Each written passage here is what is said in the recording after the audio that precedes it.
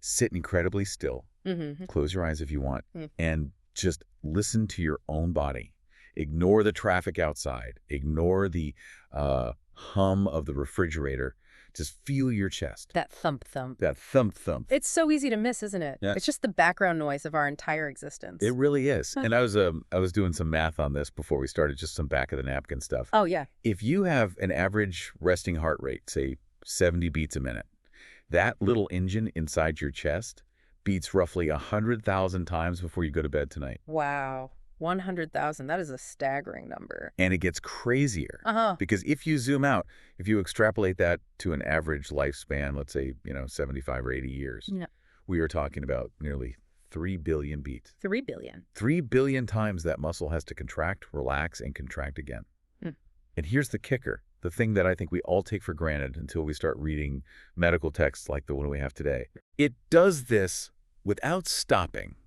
Not for a lunch break, not for a holiday. If it stops, well. The game is over. Yeah. And unlike your car engine, you can't just turn it off to do maintenance. Not at all. It has to be repaired while it's running, which is another miracle of biology. Exactly. But here's the part that really, really blew my mind when I started digging into this research. It does all of this without a constant signal from your brain telling it to beat every single time. Right? Like, if I want to pick up this coffee cup, my brain has to send a very specific signal down my spine to my hand to say grasp, A conscious a command. conscious command. Hmm. But the heart, you could sever all the nerves connecting the brain to the heart, and assuming you kept it oxygenated, it would keep beating. It absolutely would. It has its own internal command center. It's an autonomous physiological entity in that regard. And that is exactly what we are unpacking today. Mm-hmm. We aren't looking at the heart as a pump today. I mean, we all know it moves blood. That's the mechanical side. We are looking at it as an electrical machine. We have a stack of incredibly detailed physiological research here, specifically focusing on the specialized excitatory and conductive system of the heart. And our mission today is to go deep. We want to understand not just that it beats, but how it generates that initial spark. Right. We are going to explain literally line by line through the physiology, the electrical wiring of the heart. So we're trading in our plumber's wrench for an electrician's voltmeter today. That is the perfect way to frame it. I love that. If you don't understand the electricity, you cannot understand the heart. So what's the roadmap? We are going to trace this signal from its birth in a place called the sinus node, follow it through the complex highways of the atria, analyze a very specific and critical delay that keeps us alive, and then watch it travel at lightning speed through the ventricles. And I want to set the stakes before we dive in, Oh. because this isn't just, abstract biology. Not at all. This is life and death. It is. If this wiring system fails, or even if it just gets a little glitchy, the pumping efficiency of the heart just drops off a cliff. Mm-hmm. We're talking about the difference between running a marathon and not being able to walk up a flight of stairs. Yeah. Or worse. Precisely. Cardiac arrhythmias, heart blocks, fibrillation. These are all, at their core, electrical problems, not plumbing problems. Oh, no, great point. So to understand the disease, to understand what goes wrong, we have to first understand the perfect healthy circuit. Okay, let's open up the schematics. We need to start at the source, the spark generator. In the literature, this is called the sinus node, or the SA node. Right, the sinoatrial node. Paint the picture for us. Where are we looking in the chest? So visualize the heart. You have your 4 chambers. The top 2 are the atria, the bottom 2 are the ventricles. Got it. We are zooming in on the right atrium. That's the upper chamber on the right side of your heart. Specifically, we're looking at what the text calls the superior posterolateral wall. Sounds like a lot of Latin. Break that down. Yeah, it's just a fancy way of saying high up. Okay. On the backside wall, right near the opening where the superior vena cava, that's the big vein bringing blood from your head and arms dumps into the heart. Okay, so it's positioned right at a major intersection, high up in the right atrium, and based on the dimensions given here, this thing is tiny. It is incredibly small, considering the power it holds. It's described as a small, flattened, ellipsoid strip of tissue. And how small are we talking? We are talking about 3 millimeters wide. 3 millimeters. That's like the width of a phone charging cable. Less, even, in some cases. And it's about 15 millimeters long and only 1 millimeter thick. So it's a sliver. It is just a sliver of tissue. If you were a surgeon looking at the heart, you might barely even notice it if you didn't know exactly where to look. But this sliver is special. The text points out a really crucial detail about the fibers in this node compared to the rest of the heart muscle. It says they have almost no contractile muscle filaments. And that is the absolute key distinction. Think about what a muscle does. It squeezes. It squeezes. It's full of actin and myosin, these protein fibers that ratchet over each other to create a contraction. The atrial muscle surrounding the node is packed with that stuff because its job is to squeeze blood. But the sinus node, It's practically empty of those filaments. Its job isn't mechanical. so it's not there to push blood around? No, it's not a mechanical worker at all. It's, you could say, a management worker. I like that. It's specialized strictly for generating and conducting electricity. The fibers themselves are tiny, only 3 to 5 micrometers in diameter. And how does that compare to the regular muscle? The surrounding atrial muscle fibers are 10 to 15 micrometers, so they're much, much smaller and more delicate. They are specialized wires, not ropes. But they aren't isolated, right? They don't just sit there humming to themselves in the corner. No, and that's vital. These nodal fibers fuse directly with the surrounding atrial muscle fibers. It's a continuous connection. So there's no gap. No gap to jump. So when an electrical spike, what we call an action potential, begins in the node, it spreads immediately into the muscle wall. It's like lighting a fuse that is woven directly into a pile of gunpowder. Okay, so we have this tiny, non-contractile, electrically specialized strip of tissue. Now we get to the core mystery. The text uses the term self-excitation. Right. Or automatic electrical rhythmicity. Which sounds like a 70s funk band, but I know it means something else. To me, this is the most alien concept. Most things in our body wait for orders. My bicep waits for a nerve signal from my brain. My computer waits for me to hit a keystroke. But this thing fires on its own. It does. And actually, it's interesting. Many cardiac fibers can do this to some extent. If you were to take a piece of heart muscle and put it in a petri dish with the right nutrients, it might twitch on its own. Really? Yes, but the SA node is the absolute master of this trick. It does it faster and more reliably and more rhythmically than any other part of the heart. So it creates the beat, it sets the tempo. It controls the beat. Exactly. It's the conductor of the entire orchestra. All right, to understand how it does that, we have to get into the weeds. We have to become chemists for a minute here. Let's do it. The source material has a great graph figure 10-2 that compares the electricity of a normal muscle fiber versus this SA node fiber. And the first thing that just jumps off the page is the starting position, the resting membrane potential. Okay, let's break this down because it's so important. Every cell in your body is essentially a tiny battery. Right. It has a difference in electrical charge between the inside of the cell and the outside fluid. In a normal ventricular muscle fiber, one of the big guys that do the heavy lifting of pumping, that battery is charged up to about -85 or -90 millivolts. And the negative sign is important. Yeah. It means the inside is negative compared to the outside. Correct. And at -90, it is locked down tight. It is very, very stable. It's like a car parked on a completely flat road with the parking brake yanked all the way up. It isn't going anywhere. It is not going anywhere unless you come along and shove it really, really hard. It's designed to wait for a signal. Okay, so -90 is off and stable. Now, look at the sinus node fiber in the graph. The sinus node is totally different. Its resting potential is only 55 to -60 millivolts. That's a huge difference. It's so much closer to zero, it's less negative. It is. It's way less negative. It's not parked on a flat road. It's parked on a steep hill with the brake only half engaged. It's inherently unstable. That's the word. It is designed to be unstable. And why? What's the chemical reason it sits at -55 instead of that stable -90? The text has a great simple word for it. The cell membranes of the sinus fibers are naturally leaky. Leaky. Leaky. Specifically, they are leaky to sodium ions and to some extent calcium ions as well. And sodium, if I remember my chemistry, is Na plus Ks. It's a positive ion. Exactly. It's positively charged. Yeah. And there's a ton of sodium outside the cell, and it desperately wants to get in to balance things out. In a normal muscle cell, the doors are shut tight. But in the sinus node? In the sinus node, the doors are drafty. They're not sealed properly. So you have this constant trickle of positive sodium ions moving into the cell. Constantly, a slow, steady drip. And if you keep adding positive charges to a negative environment, what happens? It becomes less negative. It moves towards zero. Exactly. It neutralizes that intracellular negativity. That's why the resting potential is -55. It's being propped up or pushed up by this constant influx of positive charge. So it's never truly at rest. It's always kind of humming with anxiety. That is a great way to put it. It is chemically anxious. It is always drifting toward the tipping point. Okay, before we tip over the edge, we need to introduce the cast of characters here.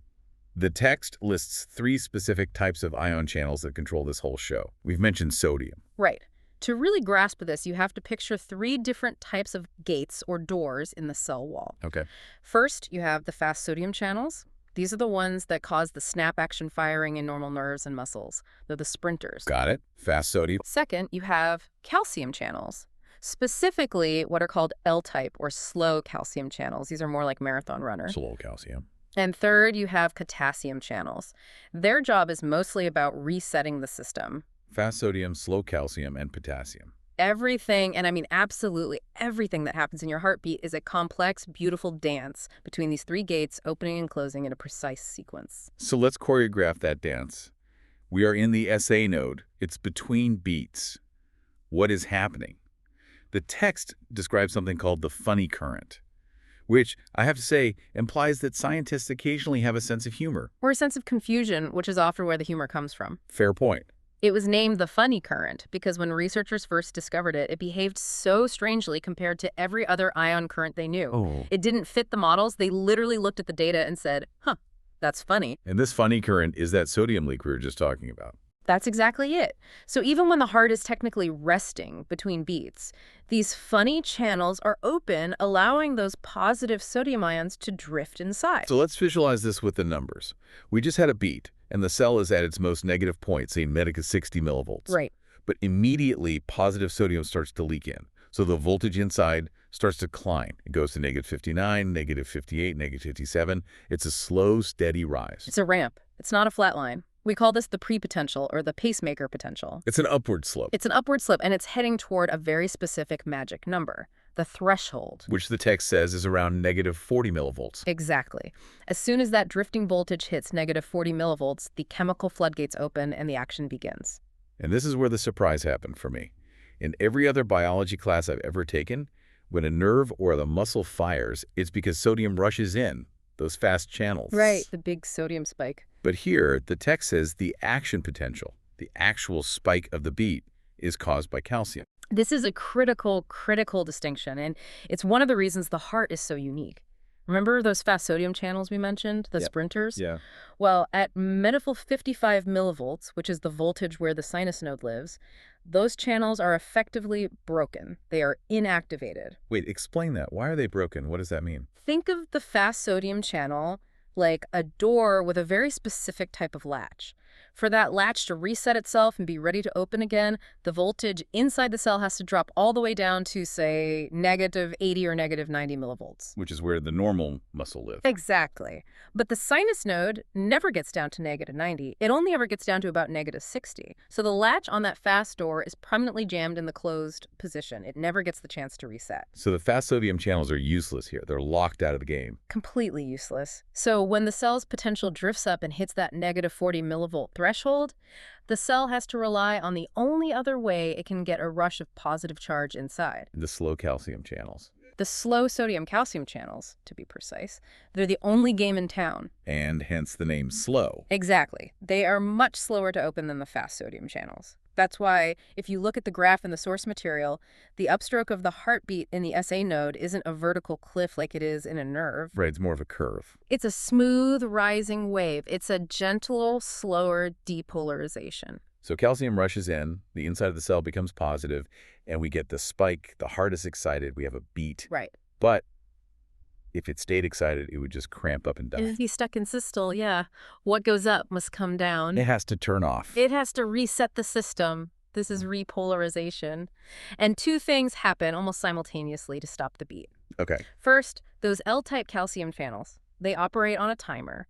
Within about 100 to 150 milliseconds after opening, they automatically snap shut. They inactivate. So the faucet of positive charge coming into the cell is turned off. Right, but we're still positive inside. We need to get back to being negative to start over. So at the same time the calcium channels are closing, the potassium channels open wide. And potassium is concentrated inside the cell, right? And it's also a positive ion, K plus Cen. Yes.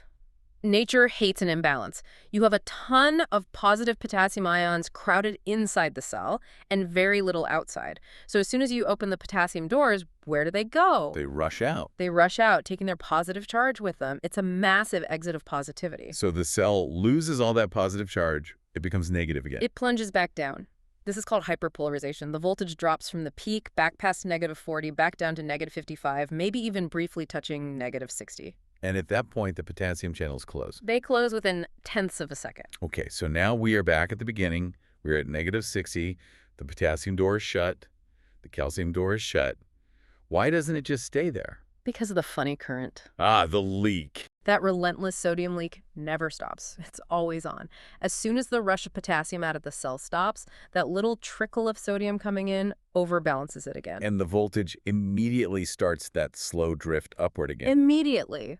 -60, -59, -58. And inevitably, it hits -40 millivolts again. And boom, another beat, another action potential is generated. It is a perpetual motion machine. It's incredible. It really is. It's a cycle driven purely by the inherent instability of the membrane. Drift, fire, reset. Drift, fire, reset. The text states clearly that this process continues essentially forever, or at least for your entire life. It's just humbling to think that my entire existence depends on a tiny molecular level leak in a membrane. It really is. It's a beautifully controlled catastrophe happening once every second. Okay, so we have the spark. The SA node is fired. But a spark in the upper right corner of the heart doesn't pump blood to my toes. That signal has to travel. It has to be distributed. This brings us to the next phase in the journey, transmission through the atria. Right. So we said the ends of these tiny sinus fibers are fused directly to the normal atrial muscle. So the action potential spills out of the node like water overflowing a cup. And starts spreading through the muscle of the atria. Exactly. From cell to cell to cell. Now, I want to look at the speed here. The text says standard atrial muscle conducts this electrical signal at about 0.3 meters per second. Which is fine. It's not super fast, not super slow. It's walking speed, let's say. But the heart seems to have recognized that just walking speed isn't quite good enough for efficient pumping. Correct. Think about the geography. The SA node is in the right atrium. The left atrium is on the other side of the heart. If the signal just meandered through the muscle, it would take a relatively long time to get all the way over to the far side of the left atrium. And the atria wouldn't contract at the same time. The heart would sort of wobble. Exactly. You'd lose that coordinated squeeze. The two chambers need to contract in unison, so nature built express lanes. Highways. That's a perfect term for them. We call them internodal pathways. Specifically, there's a very important one called the anterior interatrial band, more commonly known as Bachmann's bundle. And what did that do? It's like a dedicated fiber optic cable that shoots the signal straight from the right atrium over to the left atrium. And how much faster is it? The signal travels at about 1 meter per second in these specialized bands. So more than 3 times faster than the regular muscle. Yes. It ensures both of those top chambers, the atria, beat effectively in unison. And are there other highways? Yes, there are also 3 other pathways. The anterior, middle, and posterior internodal pathways that curve through the atrial wall and head straight for the next major checkpoint in our journey. The AV node. The AV node. And this leads us to what I think is the most clever, almost counterintuitive piece of engineering in the entire system. Section 4. The critical pause. The AV node. The great delayer. You know, usually when we talk about biological systems, especially the electrical ones, we assume faster is better. We want fast nerves, fast reflexes. Right. But here, the heart deliberately slams on the brakes. It has to.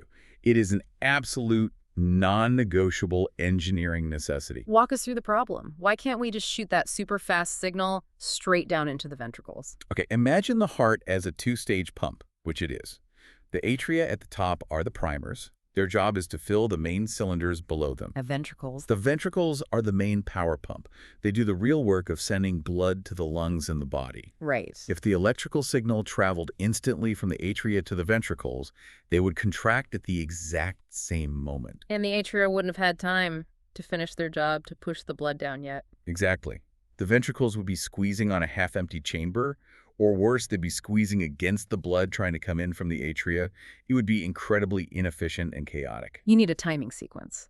Atria first, then ventricles. You need the atria to squeeze first, empty their load of blood, and then a fraction of a second later, have the ventricles contract with maximum force on a full chamber. So you need a timer.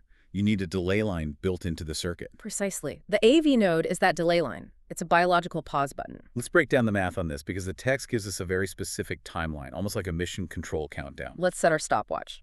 Time 0 is the spark in the SA node. Okay. The signal travels through those express highways we just talked about and arrives at the AV node. That journey takes about 0.03 seconds. That is fast. 30 milliseconds. Very fast. But now the signal enters the AV node, which is located in the posterior wall of the right atrium, right behind the tricuspid valve. And here, everything slows to a crawl. So what's the first delay? Inside the body of the AV node itself, there is an initial delay of 0.09 seconds. Wow, that's 3 times as long as it even took to get there. It is. Then the signal moves into what's called the penetrating AV bundle. This is the wire that actually punches through the fibrous tissue separating the atria from the ventricles. And there's another delay there. There is another delay of 0.04 seconds in that penetrating portion. So if we do the total math, 0.03 seconds for arrival, plus 0.09 for the first delay, plus 0.04 for the second delay. You get a total delay of roughly 0.16 seconds from the initial spark in the atria before the signal actually engages the main contracting muscle of the ventricles. 0.16 seconds. It sounds like nothing to us. It's less than a blink of an eye. But in the world of cardiac fluid dynamics, that is an eternity. That 0.16 seconds allows the atria to contract fully, pushing that last crucial 20 or 30% of blood into the ventricles. It primes the pump. It perfectly primes the pump so that when the ventricles finally do get the signal to squeeze, they are completely full and ready to go for maximum efficiency. How does the node actually create this delay? Is the wire just really, really long and coiled up inside? No, it's not about distance. It's all about resistance. Okay. The mechanism is fascinatingly simple, actually. Right. The text explains that the fibers in the AV node and its connections have a diminished number of gap junctions. Remind us what a gap junction is again. A gap junction is a tiny protein pore that directly connects the cytoplasm of 2 adjacent cells. It's the door that allows the ions, the electrical current, to rush from one cell to the next to pass the signal along. So in those fast pathways, the doors are big and wide open. Exactly. It's like a 6-lane highway. But in the AV node, it's like trying to move a stadium crowd of people through a single rusty revolving door. It's high resistance. Extremely high resistance to the flow of ions. So it takes a very long time for one cell to build up enough charge to excite the next cell, and for that cell to excite the next, and so on. It's a slow burn fuse. There's one other feature of this AV bundle that the text emphasizes as being critically important. One-way traffic. Oh, this is absolutely critical. The fibrous tissue that the AV bundle penetrates acts as an insulator. It prevents the signal from going backward. Backward? You mean from the powerful ventricles back up into the atria? Yes. Think about it. When the huge ventricular muscle creates a massive electrical spike, you absolutely do not want that signal leaking back up into the atria and confusing the SA node or creating a chaotic feedback loop. That would create a re-entry circuit. An arrhythmia. A very dangerous arrhythmia. So the AV bundle is essentially a diode in the circuit. It allows current to flow in only one direction, from atria to ventricles. Top to bottom, never bottom to top. Never. Okay, so we've had our critical pause. The ventricles are now full of blood. The light finally turns green. The delay is over. Now the entire strategy flips on its head. Completely. We don't want slow anymore. We want incredible, breathtaking speed. We are entering section 5. The Purkinje system. And this is where the heart really shows off its performance specs. The Purkinje fibers are the racing stripes of the cardiac conduction system. And these fibers, they look different from the other ones, don't they? They do. They are very large fibers, significantly larger even than the normal ventricular muscle fibers. And because they are so large, and because they have extremely high permeability gap junction. The doors are wide open again. Wide open, 6 lanes have become 12. The ions flow almost instantly from one cell to the next. And what does that do to the speed? The velocity of conduction in the Purkinje fibers is an incredible 1.5 to 4.0 meters per second. 4 meters a second. Compare that to the crawl we just saw in the AV node. It's a massive difference. The AV node was slowing things down to a crawl, maybe 8.05 meters per second. The Purkinje system conducts that same signal at a velocity that's about 6 times faster than even normal ventricular muscle, and up to 150 times faster than some of those slow AV fibers. It is effectively instantaneous transmission. For all intents and purposes, yes. Let's trace the geography of this lightning bolt. The signal gets through the AV node. Where does it go? So the signal exits the AV node and shoots down the AV bundle, which is sometimes called the bundle of His. It travels down the ventricular septum. That's the thick muscular wall separating the left and right ventricles. Right down the middle. Right down the middle. Then it splits. It divides into the left and right bundle branches, one for each ventricle. Like a fork in the road. A fork that keeps forking and branching out. These branches run just beneath the endocardium, that's the smooth inner lining of the heart, and they travel all the way down to the apex, the very sharp tip at the bottom of the heart. And then, this is the really cool part, they curve sideways and wrap back upward toward the base of the heart like they're coming back on themselves. So the signal doesn't start at the top of the ventricles. It goes all the way down the middle, hits the bottom, and then spreads upwards from the bottom. Exactly. The contraction starts at the apex and squeezes upwards like you're squeezing a tube of toothpaste from the bottom. That makes perfect sense. And these Purkinje fibers actually penetrate about 1/3 of the way into the muscle mass itself. They deliver the spark deep into the meat of the ventricle, not just on the surface. The text gives us numbers on this transmission time, too. From the time the signal enters those main bundle branches to the time it hits the very ends of the terminal Purkinje fibers. It takes only 0.03 seconds. That is incredibly fast. It basically paints the entire inner surface of both ventricles with electricity in 30 milliseconds. But we aren't quite done. The Purkinje express lanes only go about 1/3 of the way into the thick heart wall.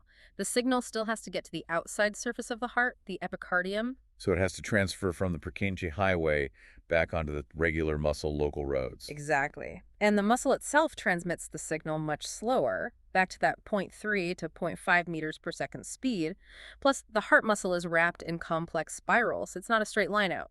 So the signal has to spiral its way through the remaining 2/3 of the muscle. And how long does that last part of the journey take? That takes another 0.03 seconds. So let's look at the total time for the ventricle. From the moment the signal first enters the bundle branches at the top of the septum, to the moment the very last muscle fiber on the outside surface of the heart gets the signal to contract. The total time is about 0.06 seconds. 6/100ths of a second to activate the entire pumping chamber. That brings us to the so what portion. Section 6. The significance of synchronous contraction. Why does the heart work so hard to electrify the whole ventricle in 0.06 seconds? Why not just let the wave wash over it slowly? Let's go back to that tube of toothpaste analogy. Okay. If you want to get the toothpaste out efficiently, you need a firm, uniform squeeze from the bottom up. If you just sort of poked the middle, then waited, then poked the top. It would be messy and inefficient. The pressure wouldn't build up effectively. Exactly. The text specifically warns against this. If the signal moves slowly through the ventricles, the muscle fibers near the center would contract and maybe even start to relax before the fibers on the outside even got the message to contract. It would be a disorganized ripple. You would have a pulsatile wave moving through the tissue, but you wouldn't generate high unified pressure. The blood would just slosh around inside the chamber instead of being powerfully ejected. And to open the big aortic valve and shoot blood all the way to your brain and your toes, you need massive coordinated pressure. You need the whole chamber to act as a single unified piston. You need a vice grip. The lightning-fast Purkinje system ensures that the first ventricular fiber contracts only 0.06 seconds ahead of the very last fiber. Physiologically, that is simultaneous. And that creates one powerful unified ejection beat. The most efficient pump possible. It's just amazing engineering. You deliberately slow it down at the AV node to let the chamber fill. Then you use what is essentially biological fiber optics to speed it up to make it empty perfectly. It is precision timing at a molecular and architectural level. It's beautiful. Now, this brings up a really interesting question about leadership and control. Yeah. We've established the SA node as the boss, the conductor. But you mentioned earlier that other parts of the heart can self-excite. The AV node can fire on its own. The Purkinje fibers can fire on their own. So why is the SA node always in charge? Is it just seniority? No, it's not a democracy and it's not seniority. It's a pure competition of speed. It's a race that happens with every single beat, and the SA node is the Usain Bolt of the heart. It always wins. Let's look at the stats on that, the intrinsic firing rates. Okay, if you were to take these different tissues out of the body and put them in a petri dish to see how fast they naturally want to beat on their own, the SA node, as we know, fires at 70 to 80 times a minute. That's your normal resting heart rate. Okay. The AV node is slower.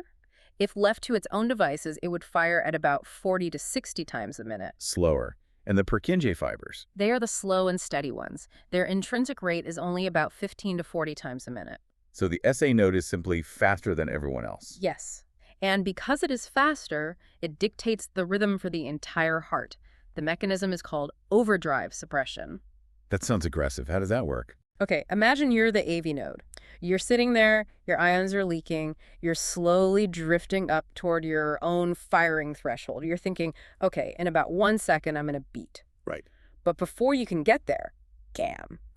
The signal from the SA node, which is faster, arrives. It cuts in line. It completely cuts in line and forces the AV node to depolarize prematurely. It resets your clock back to the beginning. So the AV node never gets the chance to reach its own threshold. Never. The SA node keeps interrupting it before it can finish its own thought, so to speak. It discharges the membrane of the slower pacemakers before they can self-excite. It's like a parent waking up a teenager every morning. The teenager would eventually wake up on their own at noon, but the parent bursts in at 7 a.m. every single day. The teenager never gets to set their own schedule. That is a painfully accurate analogy, yes. The SA node is the 7 POWs AM parent, and the rest of the conduction system are the teenagers. But what happens if the parent goes on vacation? Or, more grimly, gets locked out of the house? This is where we get into pathology, and it's really important. We call this an ectopic pacemaker. Ectopic just means out of place. So a pacemaker that isn't the SA node. Exactly. There are two main ways this happens. One is that another part of the heart gets irritated, maybe from too much caffeine, lack of sleep, or actual tissue damage, and it gets hyperexcitable. It starts firing faster than the SA node. So if a little spot on a Purkinje fiber decides to go rogue and starts firing at 120 beats per minute, then it becomes the pacemaker. It starts sending out the fastest signal, and through overdrive suppression, it takes over the whole heart. that's a coup d'etat. It is. That's a tachycardia. But let's look at the other scenario, the failure scenario. What if the signal gets blocked? The text describes a condition called Stokes-Adams syndrome. This sounds terrifying. It is terrifying to witness. This happens when you have a sudden AV block. So the wire is cut. Essentially, yes. The wire connecting the atria to the ventricles is suddenly cut or damaged. So the SA node is firing away happily at 70 beats per minute. The atria are beating normally. But the signal hits a dead end at the AV node. It never reaches the ventricles. Exactly. So the ventricles stop. They just stop? They stop cold. They are no longer getting the go signal from upstairs. Now, you would think the Purkinje fibers, the backup generator, would kick in immediately. Right, they have that intrinsic rate of 1540 beats per minute. They should just take over. But remember overdrive suppression. The Purkinje fibers have been bullied and suppressed by that fast SA node signal for years, for decades. They are in a state of deep electrical suppression. They don't wake up instantly. They're very, very groggy. There's a lag time. A significant and dangerous lag. The text says it takes anywhere from 5 to 20 seconds for the Purkinje system to shake off that suppression and finally start firing its own slow rhythm. 5 to 20 seconds? Yes. If my heart stops pumping blood to my brain for 5 seconds. You faint. The lights go out. Your brain is starved of oxygen and you collapse. This is the syncope, the fainting spell of Stokes-Adams syndrome. And if it takes 15 or 20 seconds for that backup to kick in? That is the danger zone. If the delay is too long, death can occur. The brain simply cannot survive without oxygenated blood for that long. Wow. So what you see clinically is the person suddenly collapses. Then, hopefully, after that terrifying pause, the Purkinje fibers finally wake up and start their own slow thumping rhythm at maybe 30 beats per minute. And the person wakes up. They wake up usually confused and with a very, very slow pulse.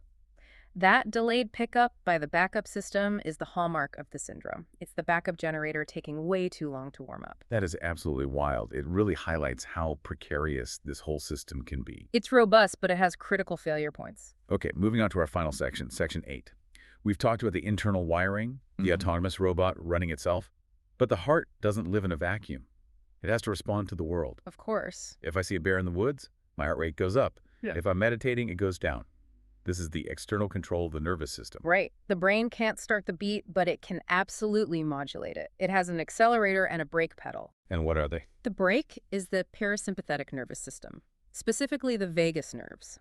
The accelerator is the sympathetic nervous system. Let's start in the brake, the vagus nerve.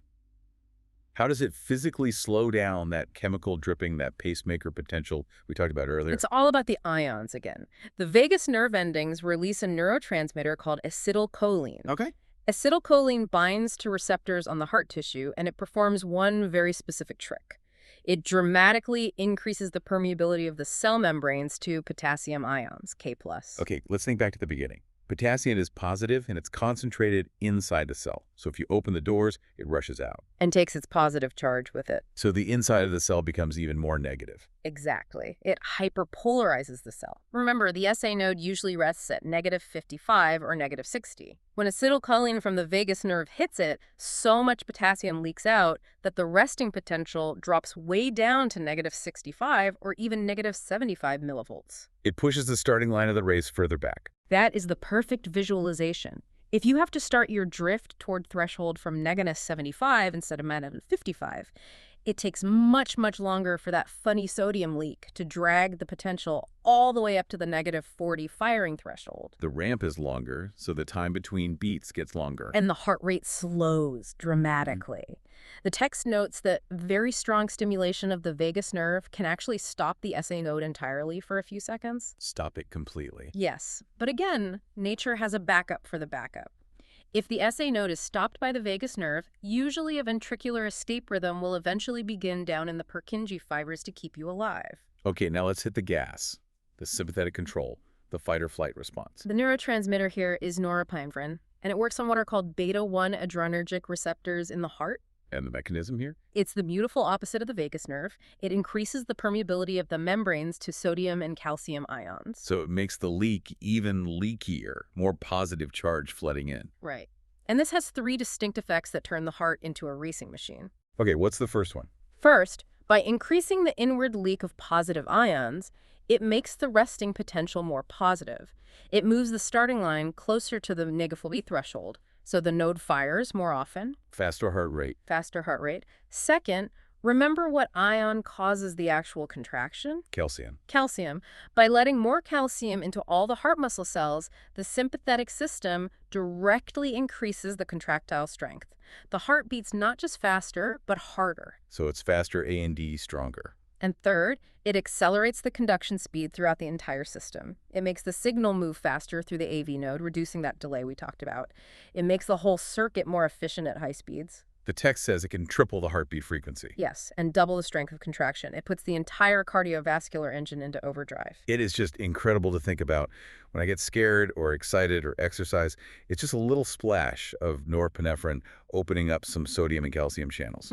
We are basically just a sophisticated bag of salt water and ions governed by these tiny molecular gates. It really is humbling when you boil it down to that level. It's chemistry becoming kinetic energy, becoming life.